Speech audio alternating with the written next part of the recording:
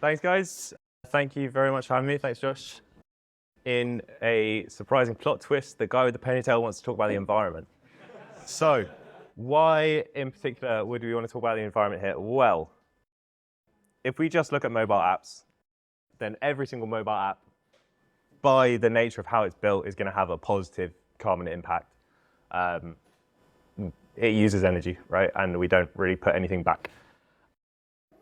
And that's fine on like the small level, each individual one. Obviously, we write an app, we build it once, and that's got its impact.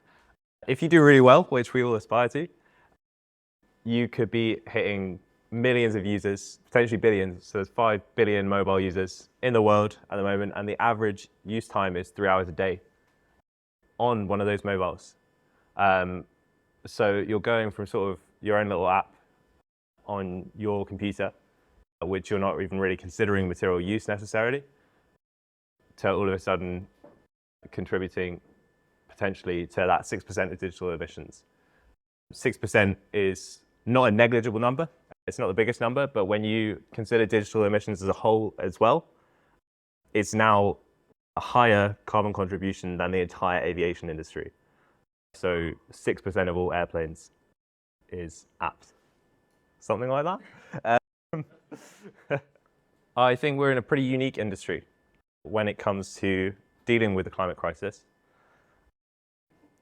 because there is a big opportunity for improvement.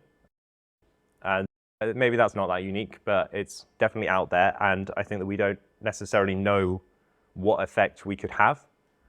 We maybe don't have an idea of the carbon impact that our apps are having, but also you might not know like how quickly you can mitigate some of these things. So I'm excited to show you some of that in a second. And another thing that I think really does make it unique, which we'll talk about a bit more in a second, is that you're probably already doing things that are helping to mitigate your carbon footprint.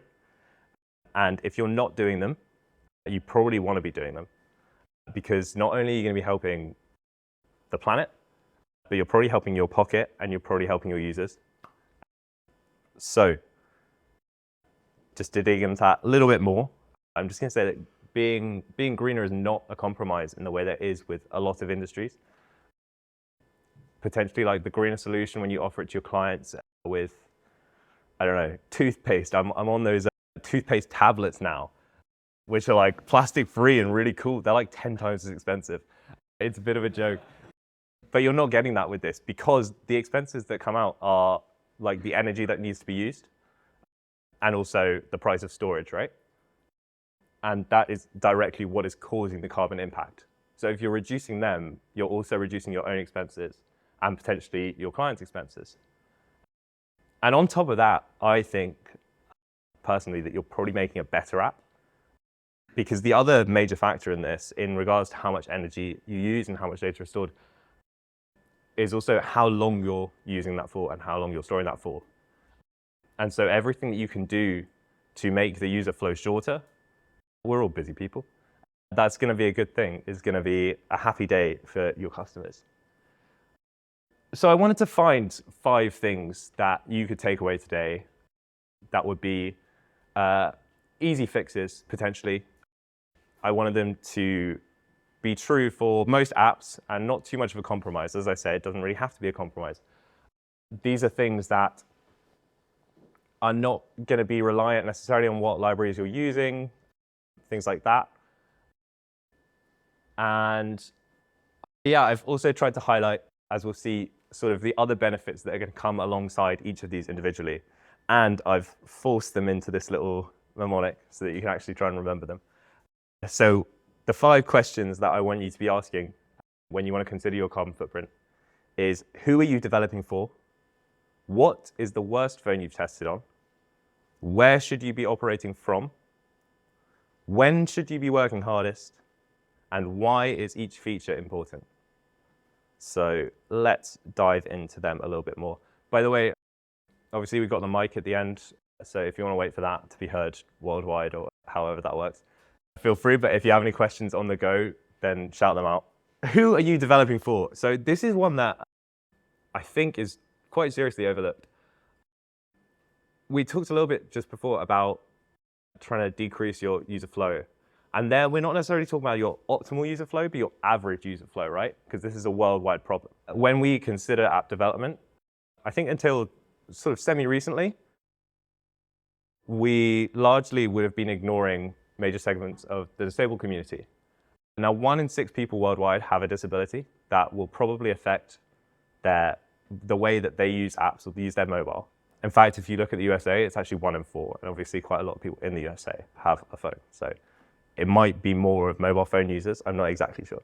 And yet, but nonetheless, approximately 30% of apps are not compliant with basic accessibility standards.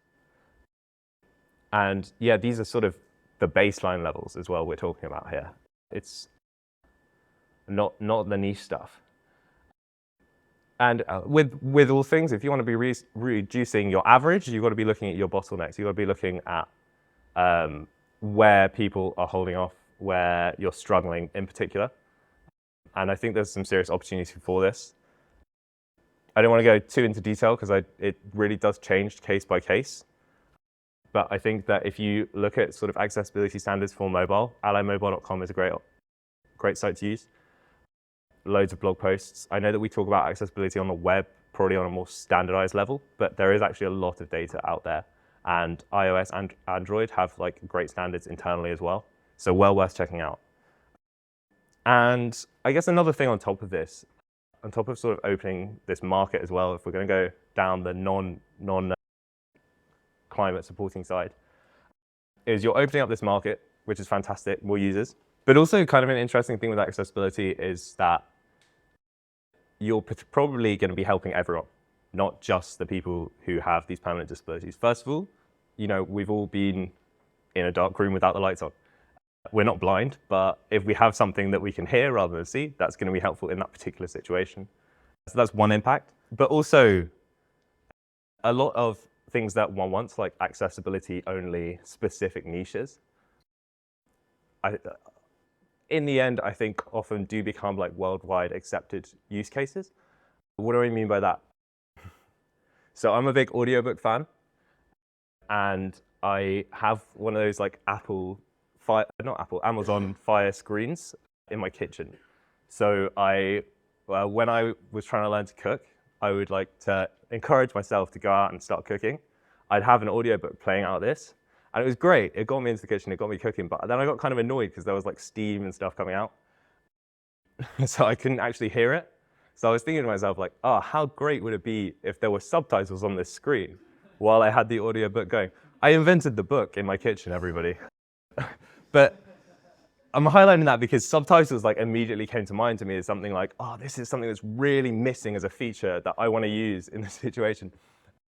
And once upon a time, like subtitles were like this big taboo thing, like, oh no, there's not subtitles in this, are there? But I think everyone uses them like on Netflix now. And this is something where you can sort of get ahead of the curve, I think, potentially, in having these features installed now. So that's your sort of side hustle benefit. Let's go back to the what. So what is the worst phone you've tested on? So the reason this is a good question to ask is that about 150 million phones are thrown away each year. And that's accumulated to 5 billion phones that are now in landfills, basically worldwide. And like we all know about like why this happens. There's a new iPhone every year with like one little new feature that's suddenly a must buy. Everyone converts. But then everyone's building just to support that sort of new OS, that new RAM speed, whatever it is.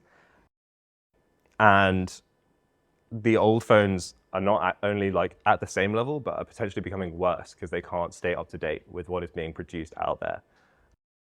And like we're just maybe you're not as like high flying as trying to get an app on every single phone in the world, but you know, aim high. It's something that you can look at, and in some small way, every time you don't consider like, will this work on the iPhone 7 or whatever, you are making some small contribution to that culture of getting people to buy a new phone. So if you're using an emulator to test out your device, try and test it on like the oldest model you can. This is really good for like, yeah, ensuring that you have a quality product that as many people can use as possible. But it's also a good opportunity to like see where things are properly bad, like buggy, For yourself, you might spot some stuff. I worked on a project with Theodore where we were seeing like not huge lag, but like just like a couple of seconds on loading our homepage. And we weren't really sure why. It wasn't very clear when we were looking at all the data we had. But we used Flashlight, which is a performance tool by BAM, which is sort of a sister company of ours. It's kind of like Lighthouse, but for mobile. I think probably it's been talked about here before. And we were seeing some dips there. And then we also used Flipper. And when we were using Flipper, we used an emulator on, I think it might have been an iPhone 6. And it just suddenly became so much clearer where things were really, really struggling. And we were able to fix quite a few issues that sort of flew by because we'd all been using iPhone 14 to test it. So yeah, it's a really good opportunity to like improve your product as a whole. And also reduce that average screen time and yeah, stop people from buying the new iPhone. I don't hate iPhones, by the way. I like them. I got one. Where are you operating from? So yeah, the best app in the world, as I said, it's still going to be burning some energy, right? That's how they run. We kind of have to accept that in this industry, we are going to be carbon positive. But the other factor that goes into the energy usage is not just sort of how much of it are we using, but how much carbon is actually in that energy. And we call this software carbon intensity. And one thing that you can do basically for free, like you could do it tonight if you wanted when you got home, is if you're using serverless, if you're not using serverless, use serverless. It's way better for energy storage. And EC2 uses something like, I want to say 2.5 times as much energy. I might have made that up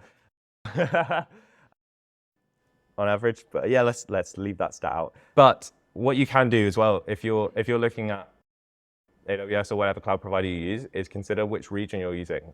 I think a lot of us, by like gut instinct, will choose the one closest to us, and that is important. Latency has an effect on your users. They might have to wait there a little bit longer.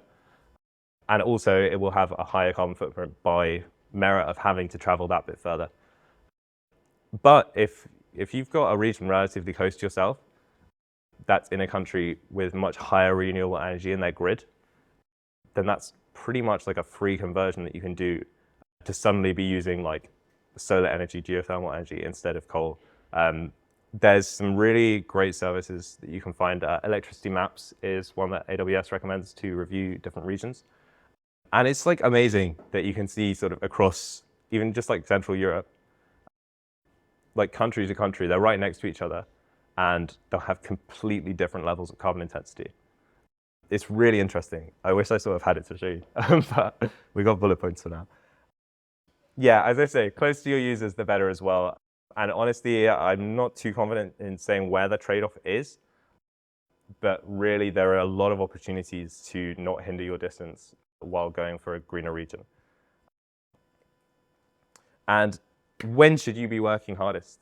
So I think this is sort of like the newest idea that I'm going to talk about today. You may have already heard about like regions having different energy levels. I think we maybe knew about that. But like time of day also has a huge effect. So I didn't realize until quite recently like how little energy is actually stored as it comes into play. So like solar power, for example, if you're using energy at night, it's not going to be solar power. I thought they had some like magic battery somewhere that store this all up and keep it in the grid, and it's not really worth doing a lot of the time. If you have like daily tasks or you have something that isn't necessarily urgent, but you're going to need to deliver or produce, whatever it is, try doing this when your grid that you're using is at its greenest. Again, it's a bit of an easy win. And, you know, we want to get stuff out fast. That's understandable. I think a really good example of this being used in action that I saw recently, which was super exciting, was Xbox are now using this. I don't think Xbox is React Native, but it's still a good example. If you now like by default have your like set up to like green mode on Xbox, and if that's the case, then every time that one of your games needs a new update, you're not necessarily going to need to play it like the second after. So it waits for the best time in the next 24 hours to have as little carbon impact as possible to download that game. And I think it's a really cool win for an example like that, where it's a feature that you're not necessarily needing straight away. You can offer straight away to your users. I think when you go on Xbox, it will still say like, oh, there's an upload available, but you're not sort of forcing that carbon intensity on them. And if you don't want to figure this out for yourself, a really cool tool to check out is the Carbon Aware SDK by the Green Software Foundation. So this just basically makes really accurate predictions as to when the carbon intensity is going to be lowest in your region over whatever amount of time you give it. It's super cool. They did a hackathon around it quite recently, which is pretty exciting. One like really simple app that was created out of it that excited me was basically a prompt to charge your laptop. So you'd set it to go from 9 to 5 when you were at work, and at some point in the day, it would tell you when the carbon intensity was lowest and you could plug your laptop in. So like really easy win for your users and a cool product which like you might want to get your hands on. And finally, why is each feature important? This one's like, you might not get this past some people, which is why it comes last as well as being the why. But 80% of features on apps are not going to be used by majority of users. I do have some stuff to back up that stat if you want to find me afterwards. If we're looking at some of the features that really aren't enabling users to perform whatever action they want to do, like animations, for instance, those are potentially some of the most carbon expensive features that you've got on there. So if you can be cutting those out, you're going to be reducing your carbon footprint. You're also, as I say, these are often quite decorative. You could be offering a more streamlined user experience. If you've got like 20 different buttons on your screen and none of them are actually being used, then who are you really helping by keeping them there? Some other advantages of this are that this reduces your storage requirements, which again is going to sort of slightly improve the battery on whatever your mobile is, reduce the amount of time you have to charge it, whatever. And for yourself, it's going to be less likely to be deleted. A lot of people, when they're looking to like clean up their phone, will look for which other app is taking up the most space, right? So if you've made a nice streamlined app which doesn't take up that much data, then good news, it's going to stick around. Yeah, as I say, it kind of sounds a bit ridiculous, like delete all your features. And I'm not necessarily saying that. One example of this that I'm so sure this wasn't why they did it, but like a really cool way that a company made an app which did not have many features was with Facebook. So once upon a time, we all had the Facebook app on our phone. Maybe. I feel like I'm not the youngest in the room anymore, but I think the Facebook app was pretty heavy, pretty bulky. A lot of us messaged our friends on it, but we'd remove it. And so suddenly, rather than delete a bunch of features, which Facebook was never going to do, they just split out the stuff that people actually cared about. So you could have the Messenger app, a nice streamlined alternative. I still use it every day. I don't use Facebook at all, but I can still use that to like chat to my friends. That's not because of the carbon footprint that I don't have Facebook. But yeah, I guess that's like an alternative. I think that this is something that we might see more and more of, like sort of light alternatives of apps. I think it's a really exciting opportunity if you want to be getting something that's gonna, it's not gonna be something that's gonna be every feature useful to your users, but they might want bits and pieces. If you can split it off into its own app, then you're offering them a really good solution and you're reducing your carbon footprint. So that's basically it. I guess I just wanted to summarize one more time some of the impacts of these if you take these away. So we're talking about accessibility. So you're getting a faster average flow across all your user base. You're increasing your own market of potential users, and you've potentially built a future-proof product where you're going to have the features already installed that in 5-10 years' time, everyone's going to be like, where is it? You've created a highly performant app that's going to work on older phones, and it's going to discourage people from throwing their phones away, and also potentially make them keep your app specifically on there because it's not going to bug out their old phone. Where? I think, yeah, as I say, this one is potentially the one with the least effort, and you get basically an immediate reduction in your carbon emissions. For the when, which is what time of day you do it, you're improving your deployment process to minimize waste, and again, it's going to have very little impact if you use it correctly. on your users' lives. And the why, you're going to end up with an app that is fast to use, greener to run, and less likely to be deleted. So yeah, I got 3 nice things for that one because I think it's going to be the hardest one to sell. Guys, thank you so much for listening. Feel free to follow me on LinkedIn if you want to see more stuff about sustainability. Also, just a quick plug. In the next couple of months, we're hoping to launch a new meetup, sort of specifically around sustainable design. So stay tuned for that. It's potentially going to be here. If anyone from Fish is in the room, let's talk. Yeah, thank you so much. Any questions? Hi. Yeah, great talk. It's not particularly a question, but Facebook split off Messenger for sure, but they also made a Messenger Lite app, which was for regions which had very, very bad internet.